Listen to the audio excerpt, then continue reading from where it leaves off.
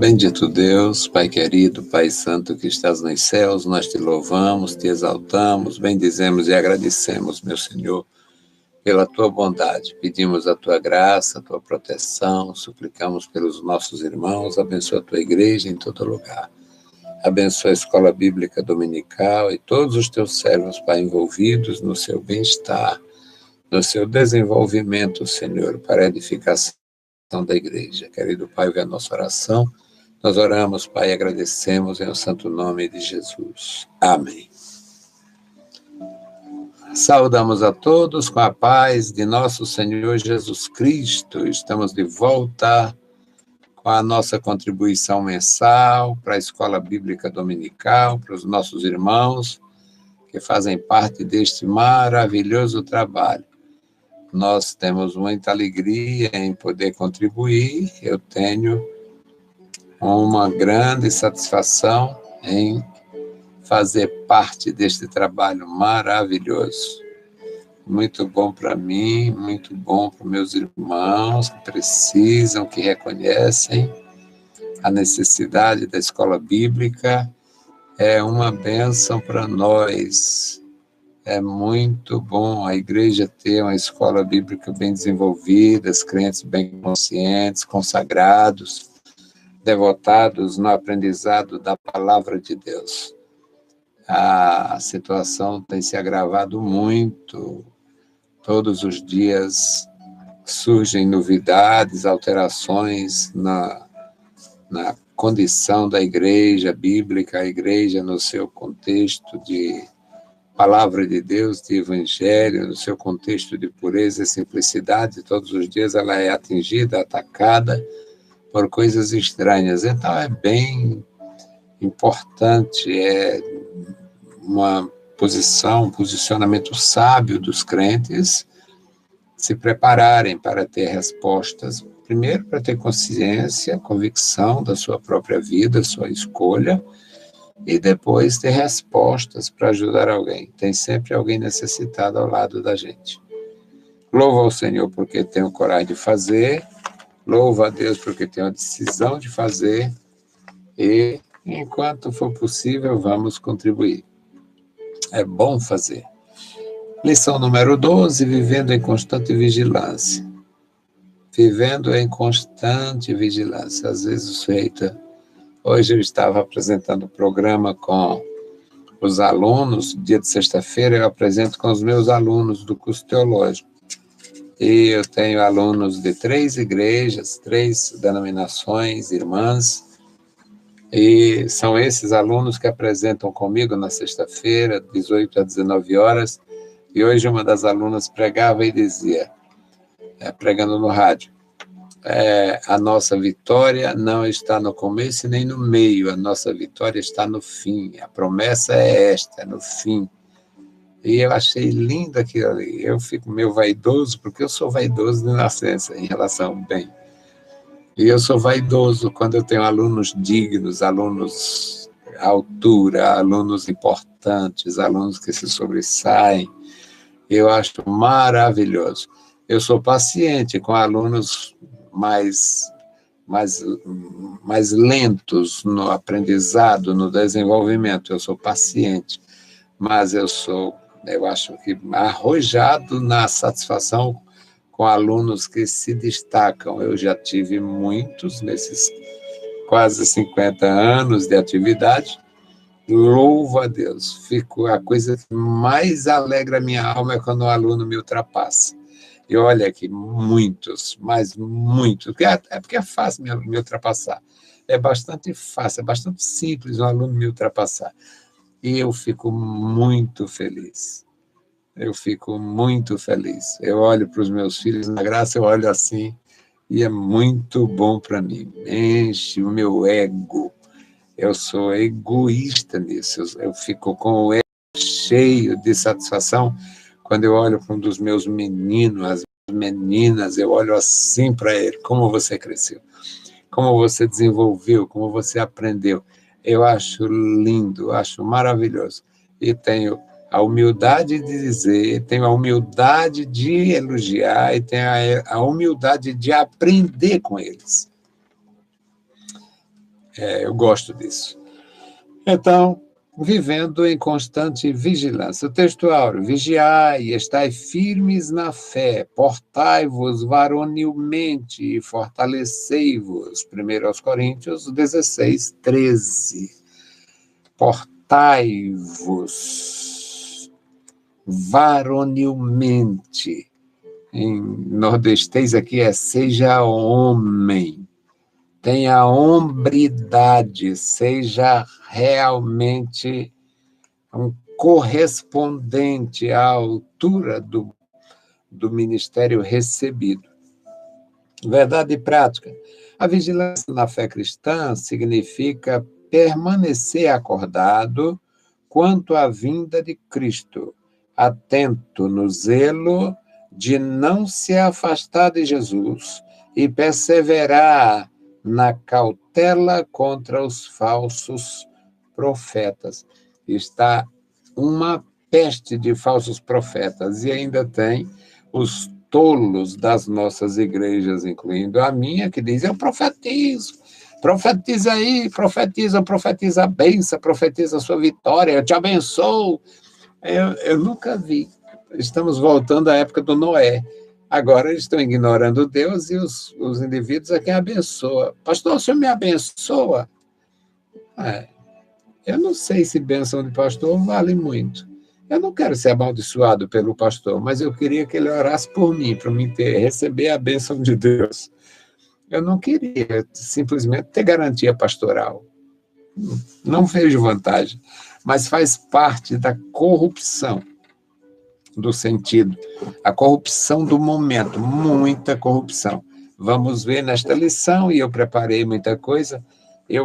Nisto eu sou meio lesado, porque o espaço é pequeno, o tempo deveria ser pequeno, a lição é gigantesca e eu ainda fico arranjando coisa extra lição. Mas é para fundamentar. Então, meus amados, a leitura em classe, Mateus capítulo 26, versículos 36 a 41. Eu coloquei aqui na minha tela, mas eu tenho... A minha revista, para mim, é muito prática. Eu faço tudo muito prático, é tudo legal demais. Me acostumei com pouco e não sinto falta do muito. Então chegou Jesus com eles a um lugar chamado Getsêmani e disse aos seus discípulos: assentai-vos aqui enquanto eu vou além orar. E, levando consigo Pedro e os 2 filhos de Zebedeu, começou a entristecer-se e a angustiar-se muito. Então lhes disse: a minha alma está cheia de tristeza até a morte. Ficai aqui e velai comigo. E indo um pouco mais para diante, prostrou-se sobre o seu rosto, orando e dizendo: meu Pai, se é possível, passa de mim este cálice, todavia, não seja como eu quero, mas como tu queres. E, voltando para os seus discípulos, achou-os adormecidos e disse a Pedro: nem uma hora pudeste velar comigo? Nem uma hora pudeste velar comigo? Aqui na lição diz vigiar. Nem uma hora pudeste vigiar comigo? Vigiai e orai para que não entreis em tentação. Na verdade, o espírito está pronto, mas a carne é fraca. Louvado seja o Senhor. Na verdade, o espírito está pronto, mas a carne é fraca. Bendito Deus, Pai Santo e querido, que estás nos céus, nós te louvamos, Pai. Muito obrigado, Senhor, por este momento. Obrigado pelos meus irmãos, a tua igreja. Abençoa, meu Senhor, professores e alunos na Escola Bíblica Dominical. Abençoa os líderes, os superintendentes, ó Senhor, todos aqueles que dão suporte à Escola Bíblica Dominical. Pai bondoso, ouve a nossa oração. Nós te oramos no santo nome de Jesus. Amém. Meus queridos irmãos, Jesus Cristo foi exemplo, Jesus Cristo foi realmente um exemplo em tudo. E nós aprendemos, através dos discípulos de Jesus, incluindo o apóstolo Paulo, que nós devemos também seguir as pisadas, ser exemplos, e isso é maravilhoso. nós aprendemos aqui nesse texto que Jesus, na sua humanidade, na sua humilhação, ele também padeceu, ele teve receios, ele sofreu, ele entristeceu-se, porque era a perfeição da humanidade na sua pessoa. Jesus Cristo era o Filho de Deus, mas a sua humanização, a sua humanidade, o mistério da encarnação do Verbo foi tão perfeito e tão real que ele sentiu as nossas experiências. Ele experimentou as nossas experiências. Então, vamos para a introdução e nós teremos o benefício, a oportunidade de aprender muito nesta lição. A exortação à vigilância na presente lição abrange dois aspectos da vida cristã. O primeiro diz respeito às palavras de Jesus na agonia em Getsêmani, na noite em que ele foi preso. O outro aspecto refere-se ao contexto escatológico no sermão profético registrado nos evangelhos sinóticos. A presente lição mostra os aspectos da vigilância na fé cristã. A necessidade, as situações em que é necessário a gente estar bem identificado com o Senhor no tocante à vigilância. O primeiro tópico é o significado de vigilância. Vigilância é o efeito de vigiar. É o ato ou efeito de vigiar. O estado de quem permanece alerta, de quem procede com precaução para não correr risco. E isso nos mais diversos aspectos da vida humana. O verbo vigiar aparece na Bíblia no sentido de estarmos atentos em todos os aspectos da vida cristã. O primeiro item é vigiar, estar alerta. A palavra que mais aparece no Novo Testamento grego para vigiar é o verbo gregorel. Vigiar, estar alerta, ser vigilante. Aparece 22 vezes. A ideia principal dessa vigilância é escatológica. É sobre o que vem depois. Mateus capítulo 24, versículos 42, 43, Mateus capítulo 25, versículo 13. E isso se mostra nas passagens paralelas de Marcos e Lucas. Mas quando Jesus disse a Pedro, Tiago e João, ficai aqui e vigiai comigo, versículo 38 da nossa lição em leitura em classe, isso significa que ele queria que seus discípulos permanecessem ou ficassem acordados e continuassem a orar, ou talvez se protegesse de alguma intromissão enquanto oravam. Nas nossas igrejas, e em todas as situações, eu tenho experiência da cidade do campo, a gente deixa uma pessoa para guardar o lugar, para os outros orarem com segurança, orarem com tranquilidade. Então, aqui, quando Jesus leva os três, o Pedro, o Tiago e o João, que no texto da nossa leitura fala só nos dois filhos do Zebedeu, que era o Tiago e o João, e ele diz, vigiai, então, já que ele ia se adiantar um pouco, ia para mais distante do que eles estavam, então poderia implicar no sentido de que eles ficassem atentos a qualquer movimento de adversários naquele lugar. Jesus estava nos últimos momentos da sua vida terrena, da sua vida ministerial, e os inimigos estavam terrivelmente furiosos. E ele sabia perfeitamente, Jesus tinha, além da percepção que os santos têm, ele tinha a natureza divina e sabia o que estava para acontecer. Então, nós vamos aprender no último tópico algo bem profundo a respeito disto. Já adianto. Aqui, ele estava, no mínimo, era isso que ele queria dizer. Pelo menos o comentarista aqui sugere. Então, Mas Gregorel é usado, concluindo o primeiro item mas Gregorel é usado para denotar uma vigilância mais geral. O sujeito vigiar em relação ter cuidado com compromissos para não deixar vencer, sem ter condição de saudá-los, ter cuidado com o que vai dizer para não criar um problema de relacionamento. Então, é uma coisa bem mais abrangente o vigiar do que ficar acordado num determinado momento. Então, é algo bem profundo. O segundo item, nós temos aqui vigiar, guardar, cuidar. É o verbo grego agripneo, ou agripneo, manter-se acordado. Vigiar, guardar, cuidar, só aparece 4 vezes no Novo Testamento, esse verbo grego, agripneo. 2 delas no sentido escatológico, no sermão profético, Marcos 13, 33, e Lucas 21, 36. O vocábulo é usado para indicar a vigilância nas orações e súplicas, ou seja, naquela necessidade que nós temos de orar por uma mesma causa, como Paulo fez, como Jesus Cristo fez neste episódio do Getsemane, e muitos outros continuaram assim, vigilantes, orando por uma causa.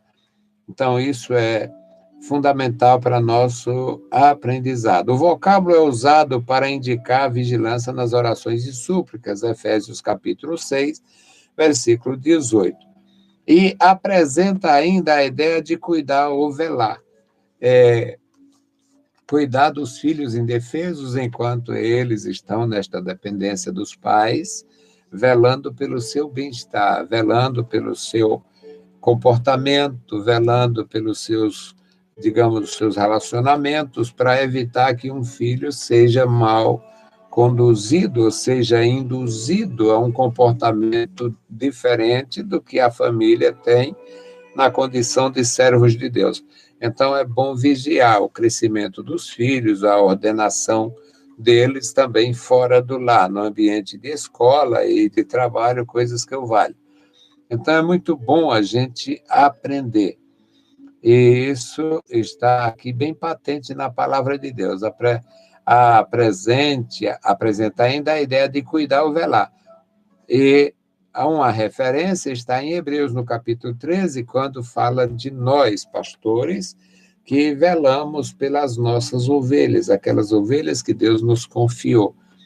Então, aqui ele apresenta... Eu tenho umas coisas que eu sou crítico natural. Os autores, eles apresentam versões diferenciadas para poder utilizar alguma coisa aqui, mas aqui ele usa a nossa mesma. Obedecei a vossos pastores e sujeitai-vos a eles, porque velam por vossa alma. Hebreus 13 e 17. Já que nós, no contexto do Novo Testamento, quando os apóstolos, quando os escritores escreveram o Novo Testamento, toda a igreja tinha, além de ter os discípulos, os apóstolos e discípulos sucessores em grande estima, eles, digamos, mereciam isso. Eu procurei encontrar outro termo. Mas era justo, eles faziam jus. Eles faziam jus a esta colocação. Obedecei a eles, porque eles estão empenhados no vosso bem. Eles estão empenhados no vosso bem-estar. Então, obedecei a vossos pastores e sujeitai-vos a eles. Por quê? Porque havia, naquele período, naquele tempo, grandes dificuldades em relação aos deslocamentos. Então, uma pessoa que viajasse sem orientação da sua liderança, ela podia ter problemas mais sérios. Então, aqueles homens experimentados, que tinham experiência de vida, experiência ministerial, eles desaconselhavam, não deveriam ser ignoradas as suas instruções. Então, é nesse sentido. Não é que os pastores, mesmo no primeiro século, em qualquer século, os pastores não se aproveitaram da função. Os dignos pastores, os verdadeiros pastores, pelo menos os meus pastores. Eu louvo a Deus pelos meus pastores. Nunca, nenhum forçou a barra no rebanho de Deus. Louvo ao meu Deus. Eu sou um homem de muita sorte e a minha igreja é uma igreja de muita Bíblia. Louvo ao meu Deus. Além de eu ser um homem de muita sorte, a Assembleia de Deus é uma igreja de muita Bíblia. É uma igreja que tem a sã doutrina como base. Então, é fácil de explicar o porquê do meu relacionamento são, saudável o tempo todo com os ministros de Deus, ao ponto de tê-los em grande estima.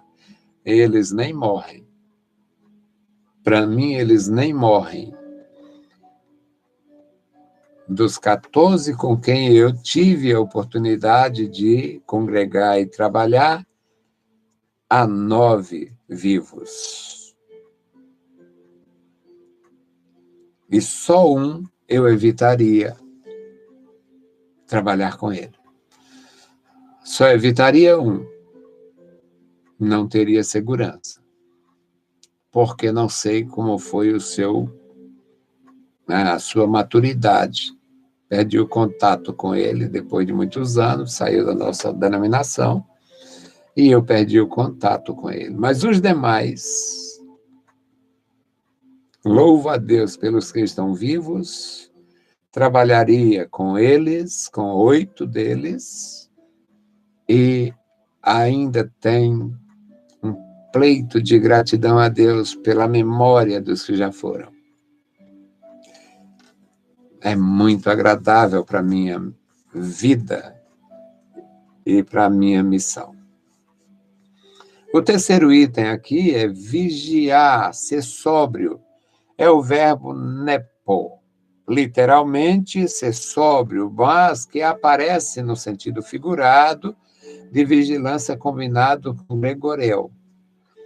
Ele aparece ser sóbrio e vigilante, ou seja, você deve estar acordado e com prudência, porque às vezes alguém está acordado, mas descuida na prudência. Então, quando associado nepo com gregorel, é acordado e consciente, estar atento, estar vigilante e está cuidadoso. Tem há uma complexa sintonia entre nepo e gregoreu. Para o sujeito estar, além de acordado, ele está sóbrio. Muitas pessoas estão acordadas, mas displicentes. Então, é acordado e ativo. Esta junção, a união de nepo e gregoreu. E nós temos 1 Tessalonicenses 5:6, 1 Pedro 5:8. O seu uso no sentido próprio pode ser visto em outras partes do Novo Testamento. 1 Tessalonicenses 5:8, ele repete aqui, e 2 Timóteo 4:3, 1 Pedro 1:13. Existe ainda o verbo eknepo, a partícula ek, aparece no sentido de estar sempre. Eknepo. Só aparece uma vez no Novo Testamento, traduzido por vigiar, tornar a sobriedade, volta a vigiar. Aqui eu estou tranquilo, mas às vezes no cansaço, no estudo, na atividade, aí você bate aquele sono ali, você vai ali, lava o rosto, né? É o que nós fazemos em nossas vigílias. A gente vai lá, lava o rosto, toma um lanche, aí recomeça. Então, eknepo é indica tornar, refazer a vigilância, tornar a vigilância. Isso aqui ele colocou a Nova Almeida atualizada, que traduz por despertar na tradução brasileira. Tornar a sobriedade, torna a despertar. Está com sono, lava o rosto. Está com frio, toma alguma coisa quente que desperta. Tem umas coisas aí. E isso é muito bom para nós. O segundo tópico, meus amados irmãos, é Jesus no Getsemane. O Getsemane ou Getsemane, os pregadores podem falar bonito, alguns dizem Getsemane, não ignore. Get é prensa.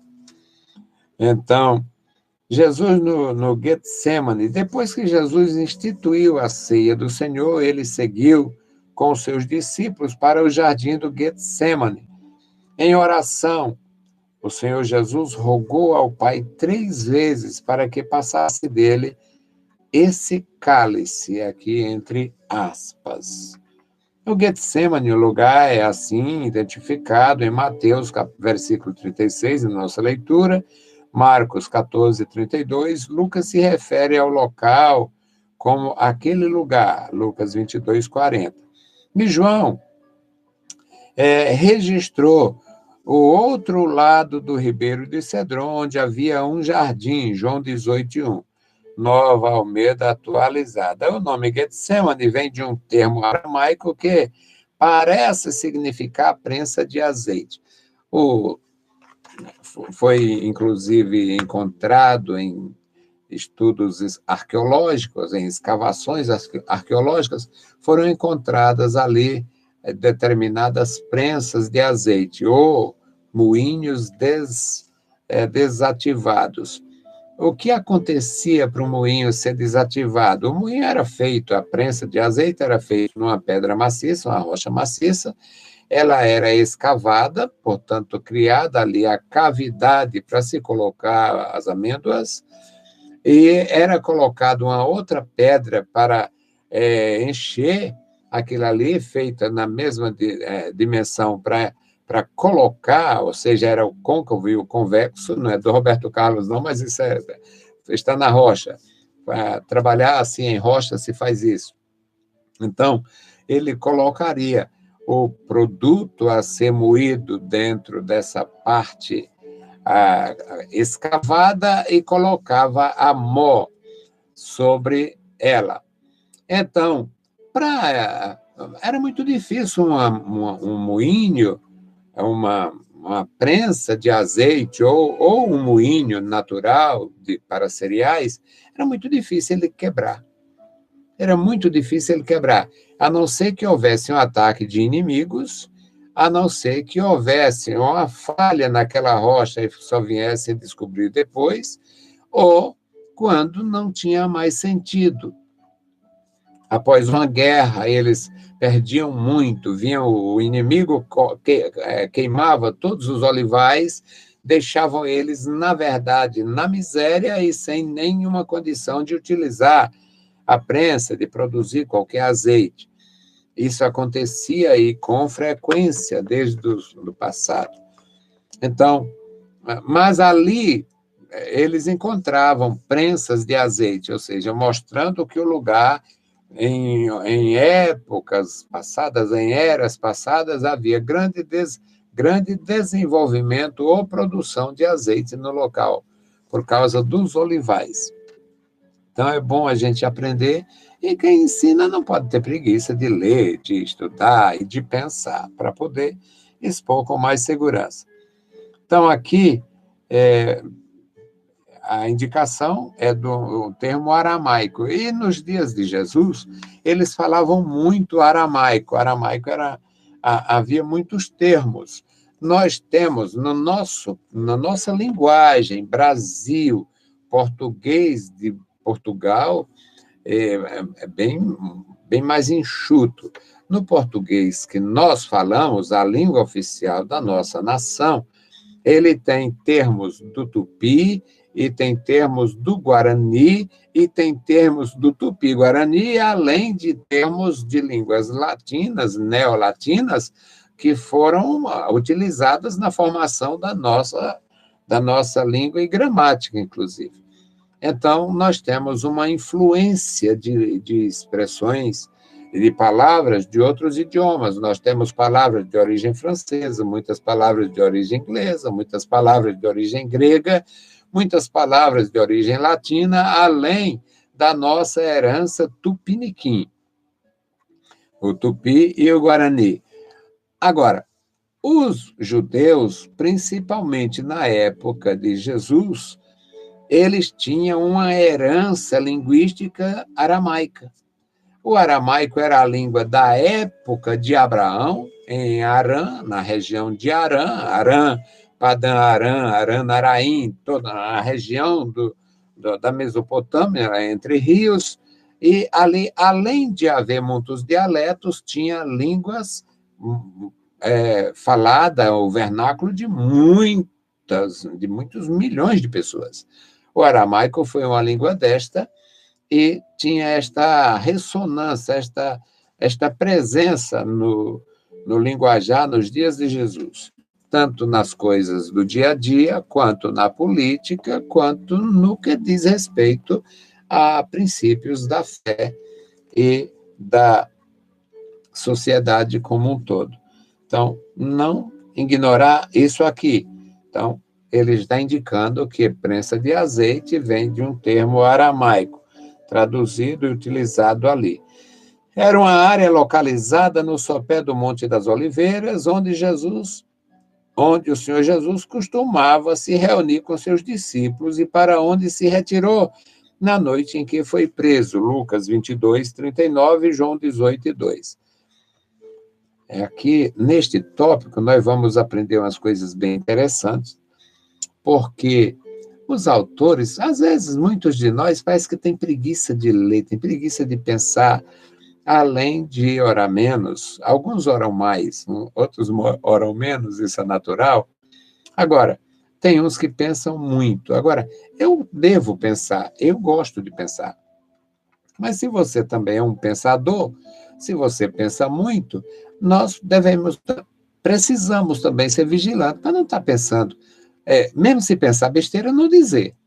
Agora, o que você pensa é coerente, tem fundamento, então também não temer. Eu não tenho medo eu não tenho reservas em relação a, digamos, críticas, incompreensões, disso, tudo daquilo. Ora, mas a essa altura da minha vida eu vou ter problema com quem me critica, com quem não aceita, com quem... Eu não tenho, nunca tive. Acho que frustração, esse tipo de coisa, trauma, é coisa para gente fraco, e é o que eu não sou. Nunca fui fraco. Sempre fui muito feio e pobre, mas fraco não. Então, vou aprender e vou ensinar e vou falar desassustadamente tudo que possa ser útil aos meus irmãos. O segundo item aqui, do segundo tópico, é a angústia de Jesus. Aqui deixa alguns autores de cabelo em pé, padres dizendo besteira, pastores dizendo besteira, teólogos que assumem o suprassumo da bobagem. Jesus era um judeu. Jesus não morreu como Deus, não. Isso é uma doutrina diabólica da igreja unicista, os unicistas, idiotas, que diz que e Deus estava morrendo naquele dia lá, Deus na cruz morrendo. Não, senhor, isso é a doutrina de Satanás. Um dos atributos de Deus é a imortabilidade. Então, Jesus, é isso mesmo. E o Senhor Jesus estava morrendo como homem, ele estava morrendo como um judeu, como um Messias, como filho de Deus.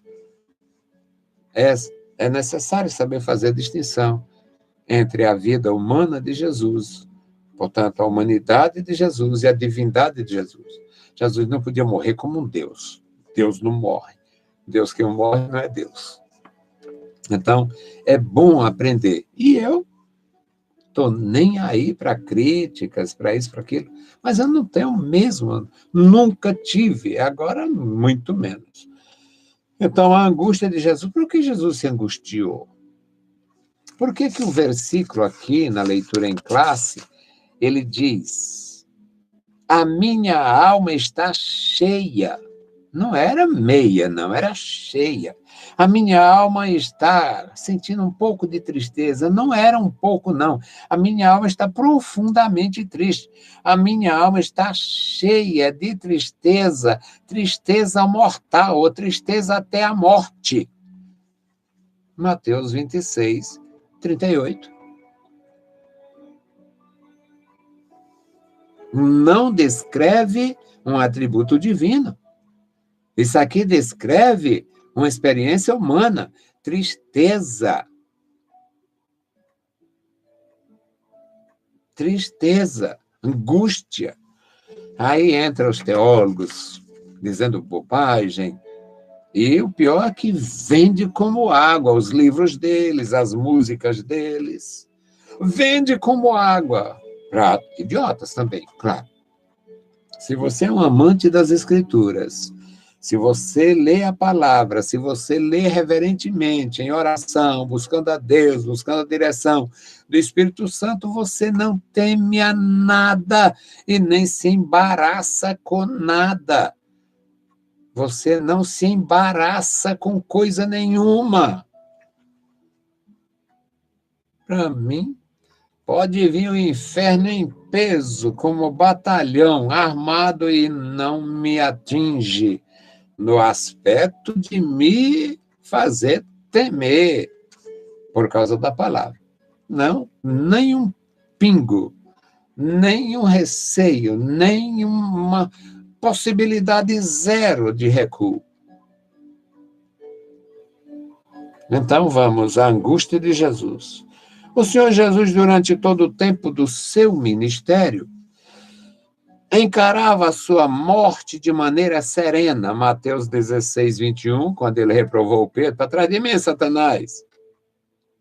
Mateus 16, 21. Mateus 17, 22 e 23. Mateus 20, 17 a 19. Mateus 26, 1 e 2. E passagens paralelas em Marcos e Lucas. Alguns estudiosos, começa a bobagem, quer ver? Alguns estudiosos do Novo Testamento se perguntam por que só agora? Estudiosos estudam muito. Eu não teria nem coragem de me chamar, de me apresentar como um estudioso. Um estudioso é uma pessoa que estuda muito, certamente estuda mais do que eu, mas ou não pensam, ou pensam por conta própria, porque um estudioso das Escrituras que fala com o autor, que é o Espírito Santo, não faz besteira. E não se assusta com o texto santo, pelo contrário, ele vai fazendo descobertas e vai glorificando, e vai exultando, e vai exaltando. Sinceridade. A Bíblia, para mim, é mais profunda do que os oceanos. Como eu não tenho capacidade de mergulhar na profundidade dos oceanos, eu não tenho capacidade de conhecer toda a Bíblia. Mas, devido a isto, tudo que ela tem me alegra, me engrandece. Então, por que só agora, nessa altura que Jesus começa a sentir assim, se ele encarava a morte com serenidade, por que a serenidade fugiu? Esse é um dos conceitos dos teólogos, esses tais estudiosos. Porque só agora, né? Porque só agora começou a entristecer, se angustiar-se muito, versículo 37. Eu acho, aqui para nós e para o resto do mundo, eu acho idiotice de estudiosos. Alguma mulher, Jesus deu exemplos parecidos, alguma mulher entristece quando tem a notícia da gravidez, ela fica apreensiva, ai meu Deus, será que eu vou morrer de parto? Claro que não. A notícia da gravidez é comemorada. A notícia da gravidez é comemorada. Diz para o marido, se não tiver na presença dele lá no consultório, Diz para o pai, diz para a mãe, diz para toda a família, diz no ambiente de trabalho, porque ela não tem temor, não tem receio presente. No presente, ela só tem uma boa nova, vai ser mãe. Agora, passa primeiro mês, segundo mês, terceiro mês, quinto mês, sexto mês, sétimo mês, oitavo mês, aí vem peso, barriga cresce, os pés incham, determinadas mulheres. Se ela tiver problema de anemia, está pior ainda. Aí ela sente peso daquela gravidez, ela sente, às vezes, insônia, ela não dorme bem por causa da posição, ela não come bem, se ela tiver passado por aqueles processos de enjoo, ela tem problemas, tem mulheres que sofrem durante os 9 meses da sua gravidez. Então, o seu maior receio é quando se aproxima o parto, porque tem o problema da complicação, às vezes tem todo o acompanhamento, mas às vezes nas últimas semanas, a criança muda de posição, ela sofre muito, pois assim era o ministério de Jesus, e ele deu um exemplo parecido. Ele disse: a mulher, quando está para dar à luz, ela sofre a apreensão do parto, mas depois que passa, aí ela se alegra porque nasceu um filho varão.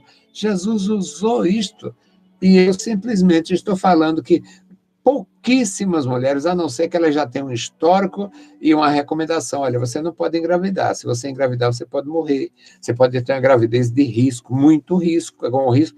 Aí ela, digamos, engravidou, tinha muito desejo de ser mãe, engravidou e tal, aí quando começa o processo, os problemas começam a surgir, ela vai lembrar do que tinha ouvido lá no consultório: você não pode engravidar. Então ela vai ficar cheia de receios, ela vai ficar cheia de medos. Mas Jesus não estava com medo, simplesmente. Jesus não estava com medo. E eu não sou estudioso à altura destes estudiosos para ficar... Por que Jesus só agora? Mas você, se tiver paciência, humildade, quiser, aprende. E aprende comigo também, porque eu ensino. Eu me propus a isto desde o começo. Então, aqui, por que só agora começou a entristecer-se, a ponto de dizer, a minha alma está cheia de tristeza até a morte, versículo 38. Agora, o que eles dizem? O comentário aqui. O seu pavor não era a morte. O comentarista. O seu pavor não era a morte, mas o ser separado do Pai e assumir os pecados de toda a humanidade na cruz, segundo aos Coríntios 5 e 21. Nota 10 para esta exposição, este posicionamento do nosso autor, do nosso comentarista. Nota 10. Mas tem mais. Pois ele já estava decidido quanto a isso. Marcos 10, 33, 34. A questão dele entregar a vida, morrer pelos outros, morrer por nós. E tinha consciência de que a sua morte era a vontade do Pai. João 12, 27. Conclusão do nosso escritor, nosso autor. Esse era o momento mais crucial para a humanidade, pois estava em jogo a salvação dos pecadores. Eu, discordando um pouquinho do autor, Data Vene, a sorte da humanidade não estava em jogo pelo seguinte: Jesus Cristo não ia fracassar. Não fracassou. Na sua indefesa, na sua vida indefesa como infante, ele foi protegido por Deus, que enviou anjos para fazê-lo escapar. Os pais foram com ele para o Egito. Quando Herodes morreu, a mesma instrução do céu foi dada aos pais: voltem com o menino, porque quem buscava sua morte já morreu. Quando Jesus estava no deserto, em jejum e oração, e o diabo chegou para fazer a sua tentação, o diabo ofereceu a Jesus, primeiro, a oportunidade de mostrar poder, transformando pedra em pão para matar a sua própria fome. Depois, ele mostrou a possibilidade, ou tentou Jesus com a possibilidade de Jesus usar os poderes divinos que detinha antes da encarnação e se jogar daquelas alturas onde ele estava no pináculo do templo, supostamente, possivelmente, na Torre de Antônia, o lugar mais alto de Jerusalém. E depois, sendo mal sucedido nas duas tentativas, aí ele transporta Jesus a um alto monte, mostra todas as glórias do mundo e diz: tudo isto eu te entregarei se tu me adorar, prostrado.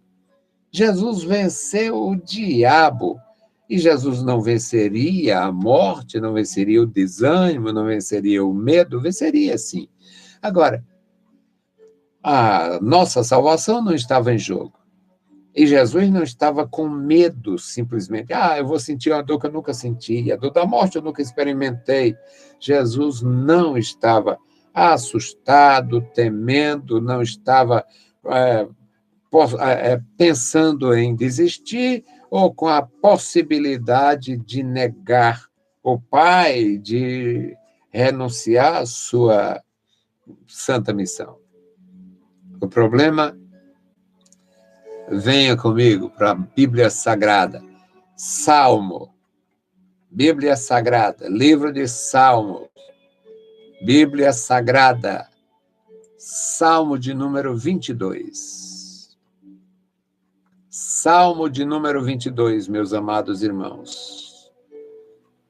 Aqui nós aprendemos nos versículos Salmo 22, versículos 11 a 13. Leia comigo. Não te alongues de mim, pois a angústia está perto. Isso aqui é o sofrimento do Messias, este salmo.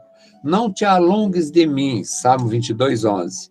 Pois a angústia está perto e não há quem me ajude. Jesus não tinha ajuda humana. Versículo 12. Muitos touros me cercaram, fortes touros de Bazã me rodearam e abriram contra mim a boca, como um leão que despedaça e ruge. Versículo 16. Pois me rodearam cães, o ajuntamento dos malfeitores me cercou, traspassaram-me as mãos e os pés. Um estudioso ignora que Jesus estava rodeado do pior que existe em termos humanos para ser afrontado.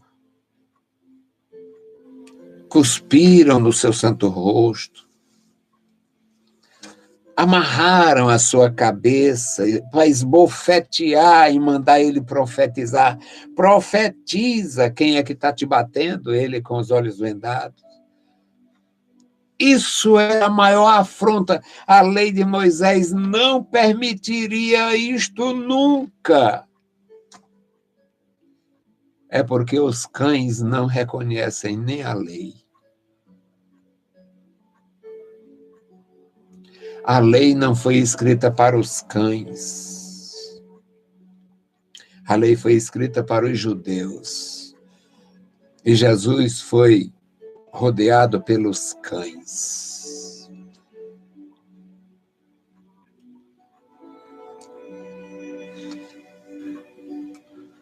No versículo 11, no versículo 12, muitos touros me cercaram. Já pensou um ser humano atacado por um touro só? Quantos toureiros têm morrido? Agora imagina um ajuntamento de touros contra uma vida humana. E na visão profética do Salmo, aqueles inimigos de Jesus, todos eles tinham a força de um touro para lhe fazer o mal, para lhe ofender, para lhe agredir com palavras, com insultos. Era algo terrível. Então, eu não precisaria ser estudioso para descobrir nas Escrituras. Não me arrogo de ser um estudioso. Agora, nós ainda temos Gálatas, capítulo 3. É Bíblia, meus irmãos. O que nós precisamos é da palavra. Esta palavra santa, a palavra do Senhor, a palavra que nos dá instrumentos, a palavra que nos instrumentaliza. Gálatas 3:13. Olha o que o Senhor Jesus passou. Cristo nos resgatou da maldição da lei, fazendo-se maldição por nós. Porque está escrito, maldito todo aquele que for pendurado no madeiro. E para que a bênção de Abraão chegasse até os gentios por Jesus Cristo, para que pela fé recebêssemos a promessa do Espírito. Para você ser um discípulo, Jesus se fez um maldito. Agora, pensando nas Escrituras, no princípio era o Verbo estava com Deus, o Verbo era Deus. Agora, o Verbo se fez maldito. Deus se fez maldito. O Filho de Deus se fez maldito. A sua divindade, que tinha sido renunciada, momentânea e provisória por causa da encarnação, todas as experiências do Filho de Deus, de eternidade a eternidade, a pior, era a cruz. Não pela morte, pela dor, sim pelos insultos e a maldição. E foi tudo por você. Glorifique. Glorifique com serviço, glorifique com palavras, glorifique com a ajuda aos outros, glorifique a Deus. Não precisei estudar muito. Estudei, eu li. Mas não sou estudioso. Ou pelo menos não sou reconhecido. Não fui aproveitado nem na minha igreja em muitos casos. Chamam pessoas de longe de fora. Mas eu estou feliz. O pouco que eu tenho, o pouco que eu dou para alguém que sabe usar. E Deus é louvado e glorificado. Então, meus amados, acredito ter ajudado muito a quem esteja atento com essas duas referências, o Salmo 22 e Gálatas, onde fala a profecia em relação ao porquê da trágica tristeza de Jesus. Era por causa de mim e de vocês. Glória a Deus! Agora vamos, então, meus amados, o item 3 do segundo tópico, o cálice. A expressão usada por Jesus, meu Pai, se possível, passe de mim este cálice, versículo 39, deve ser entendida à luz do Antigo Testamento. O cálice ou o copo aparece com frequência na Bíblia, muito especialmente na sua aplicação metafórica. Alguém que ia provar o cálice da amargura, o cálice da morte, o cálice do horror.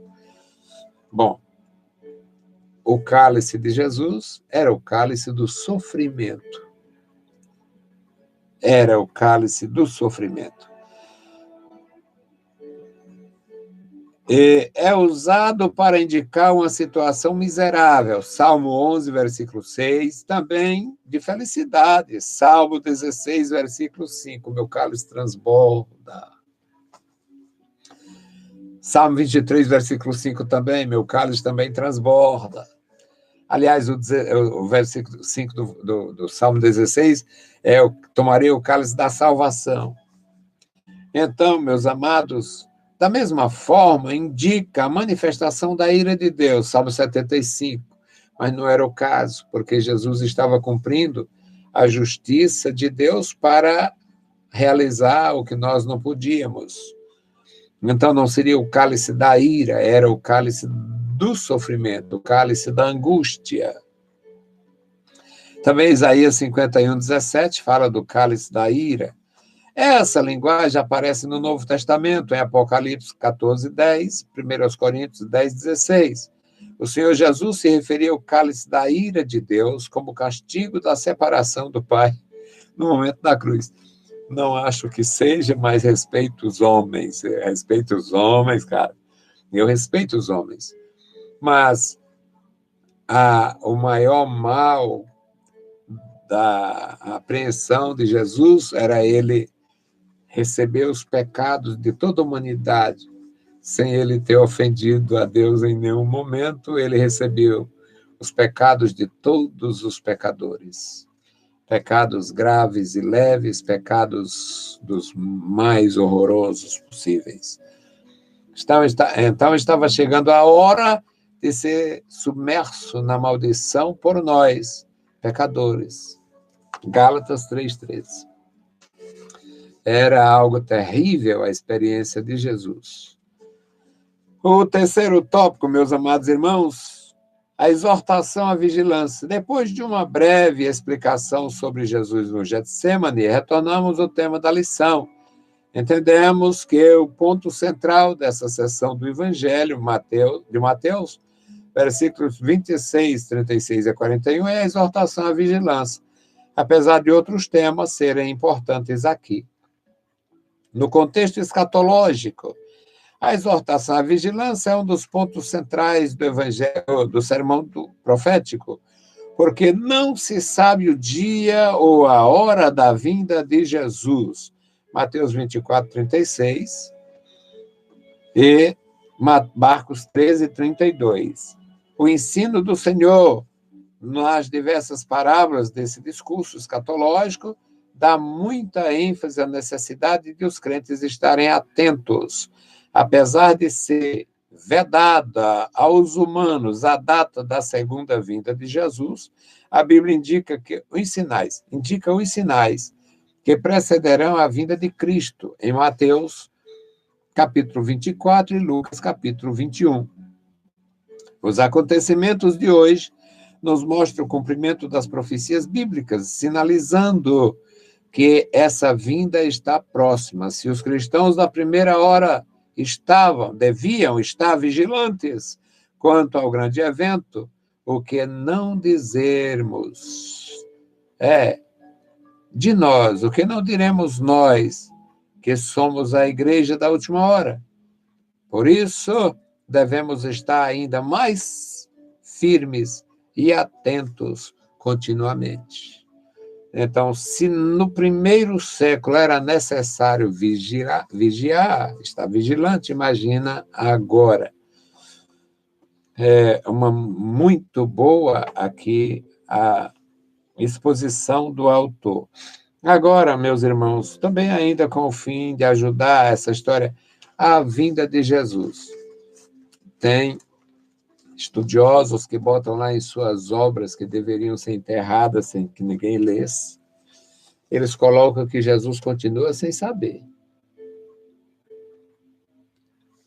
Se firmam na Escritura, é muito justo se firmar nas Escrituras, mas é necessário ter discernimento. Jesus como homem, Jesus enquanto Messias, Jesus enquanto judeu, Jesus antes do Calvário, antes da morte, da sepultura, da glorificação, da ressurreição gloriosa, Jesus não sabia.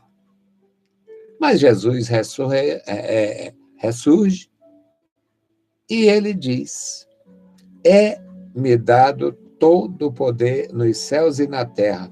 E agora venho eu escrever, está lá no livreco, no livrão, dizendo que Jesus continua sem saber o dia da sua vinda. Eu acho que seria eu um asno.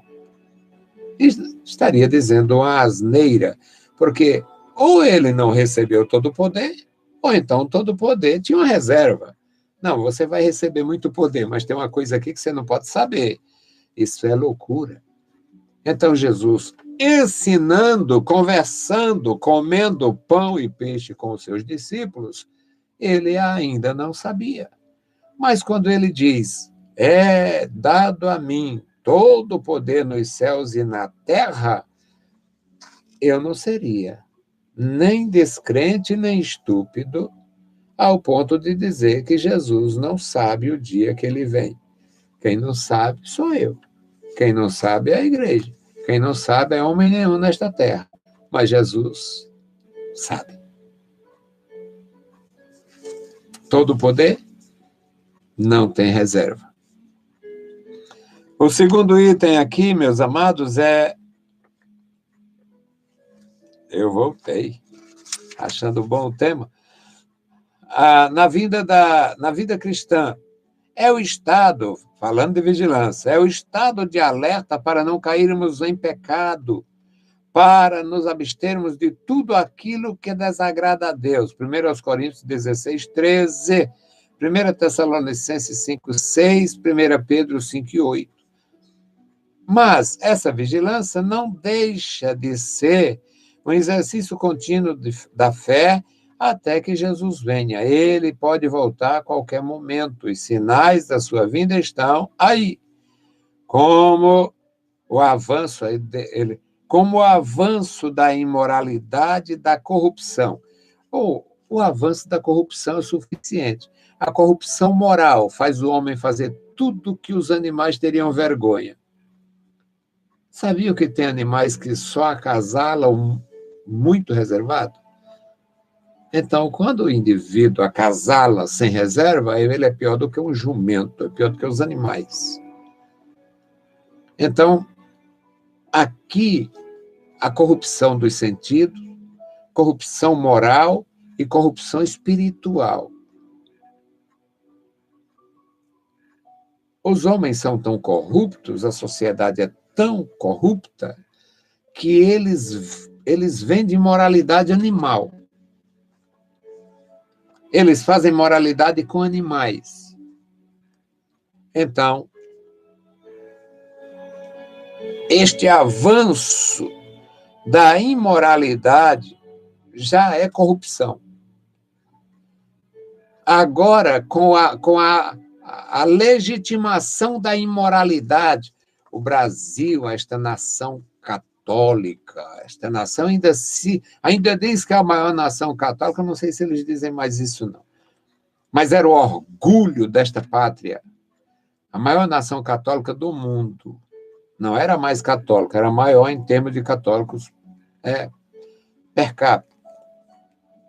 Acontece que nesta nação cristã, mesmo sem Cristo, a cristã de Nossa Senhora, a cristã dos ídolos, esta nação, hoje, todos os jornalistas, escritores, repórteres e tal, se referindo àquela mulher do Rio de Janeiro como viúva daquela que foi assassinada. Isto é imoral. Se referindo a um macho lá da Bahia como marido do cantor famoso de 60 e tantos anos. Um cantor de 60 e tantos anos tem um marido baiano de 20 e poucos. Marido. Isso é imoral. É uma nação desavergonhada, é uma geração desavergonhada, é algo imoralíssimo, é maligno, é corrupção. Então, corrupção não é só o que os políticos do Brasil fizeram, não. Corrupção é o que os homens estão fazendo. O Papa, o Santo Papa, confessando um homossexual e dizer que é um dom. Que maldito e que maldição. Dom. nem o diabo daria este dom, porque dom é dádiva, isso é deformação. Ou deformação física na geração, ou deformação moral nas relações, mas isso é deformação. E o representante dos cristãos sem Cristo qualificar como um dom e sair nos veículos de comunicação da cristandade. Isto é diabólico, é corrupção. Corrupção moral, corrupção espiritual, corrupção do sentido, corrupção cultural, é pura corrupção. Então, são sinais fortíssimos da vinda de Jesus. O item 3, vigiar e orar. O sentido da vigilância aqui difere daquele mencionado no versículo 38, em que vigiar indicava despertar, estar acordado. Mas aqui significa estar vigilante para manter a fidelidade ao Senhor Jesus, e nunca se apartar dele. Nunca se apartar de Jesus. Isso fica claro nas palavras seguintes: para que não entreis em tentação. É uma advertência solene a todos os crentes, em todos os lugares, em todas as épocas, para viverem atentos em todos os momentos da vida. Efésios 6:18. O comentário bíblico Bicon diz: a eterna vigilância é o preço da liberdade. O item 4 e último diz: o espírito e a carne. Aqui temos o contraste entre o espírito e a carne, muito comum no Novo Testamento. Romanos 5:8-9, Gálatas 5:17. Seria esse o sentido aqui? A carne é um termo frequentemente usado nas Escrituras, com variação semântica tão ampla que não é possível descrever todos os seus significados neste espaço. Aqui, essa palavra pode indicar a fragilidade da nossa natureza física.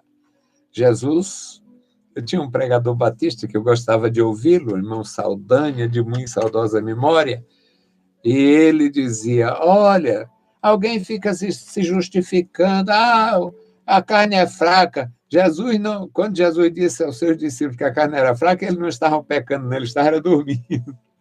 Eu me lembro do irmão Saldanha pregando.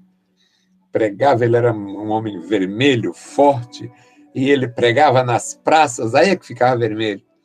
E ele dizia: Jesus disse, vigiai e orai, para que não entreis em tentação. O espírito, na verdade, está pronto, mas a carne é fraca. Eles não estavam pecando, eles estavam dormindo. E é um fato, eles não estavam pecando, não, eles estavam dormindo, eles estavam com os olhos pesados, carregados, além da tristeza, além da apreensão, além dos, digamos, os deslocamentos apressados em cada momento daquela semana terrível que foi a última semana do ministério de Jesus. Então, aqui, é absolutamente compreensível que se refere à fragilidade da nossa natureza física. Salmo 78:39. Visto que os discípulos estavam cansados, exaustos e entristecidos. Nota 10. Mas também pode ser uma referência à fraqueza da natureza humana decaída. Efésios 2:3. Nota 10. Também por causa da associação com a palavra tentação. Nota 10. E mais uma canja. Gênesis. Gênesis capítulo 8, versículos 21 e 22. Acredito que eu acho que uma vez eu disse um desaforo com um teólogo. Gênesis 8 e 21, 22. Deixa eu ver se é por aqui. 21, 22. 20. E Noé edificou um altar ao Senhor e tomou de todo animal limpo e de toda ave limpa e ofereceu holocausto sobre o altar. E o Senhor sentiu suave cheiro E o Senhor disse no seu coração: não tornarei mais a amaldiçoar a terra por causa do homem, porque a imaginação do coração do homem é má desde a sua meninice. Não tornarei mais a ferir todo vivente como fiz. Então, está aqui perfeitamente harmonioso com o nosso tema. A fraqueza, a fragilidade da natureza física, a fragilidade da natureza humana, carnal, decaída, com a confirmação do que Deus disse quando recebeu alegremente o sacrifício de Noé. Obrigado, Noé, pelo seu sacrifício, pela sua fidelidade, pela sua obediência. Não vou mais acabar com a humanidade por causa do homem, porque o bicho é ruim desde pequeno. O bicho é perturbado desde novo. Então, Noé, não vou mais fazer isso. Deus, na sua bondade, comunicando conosco o que ele faz e o que ele não faz mais. Concluindo, a expressão pode indicar as coisas simultâneas ou qualquer uma dessas interpretações. Fraqueza humana, fraqueza da natureza, fraqueza da carne, a fragilidade da natureza física. O corpo não aguenta 3, 4, 5 dias sem comer, sem beber, sem dormir. Às vezes, uma pessoa forte fica sem comer vários dias, mas ela tem que beber. E numa agonia dessas aí é muito difícil. Uma hora, quando menino, eu vi a história lá de uma mulher que era muito... O marido adoeceu e naquele tempo não tinha hospital, ficava em casa até a morte. E ela muito dominadora, muito... E chegava lá, a sobrinha, tia, deixa eu ficar aqui. Não, eu fico. E ela segurando lá um candeeiro, uma lamparina. Eu fico aqui ao lado dele. Aí ficou, primeira noite, ficou ali, resistiu. A tia muito forte, dormiu um pouquinho durante o dia. Segunda noite, estava lá. Terceira noite, o candeeiro, puf, caiu. Derrubou o candeeiro e não viu que a lamparina tinha caído da mão dela. Porque é da natureza, o corpo pede o repouso. Eu aprendi isso, eu era pequeno, ouvindo a respeito de um acontecimento lá na nossa região. Então, meus irmãos, é a palavra de Deus cheia de graça, reconhecendo as nossas limitações. Conclusão propriamente dita, o enfoque no relato do Getsêmani é a vigilância, e por essa razão não entramos em outros pontos do texto. Finalizamos dizendo que na tentação do deserto, o Senhor Jesus recusou o domínio do mundo sem o Pai, mas aqui ele aceita sofrer e morrer por nós com Deus. A experiência de Jesus e dos seus discípulos no jardim nos ensina que cada cristão tem o seu Getsêmani e cada um de nós deve se submeter à vontade do Pai. É só. Muito bom, maravilhoso, bom de aprender, bom de ensinar.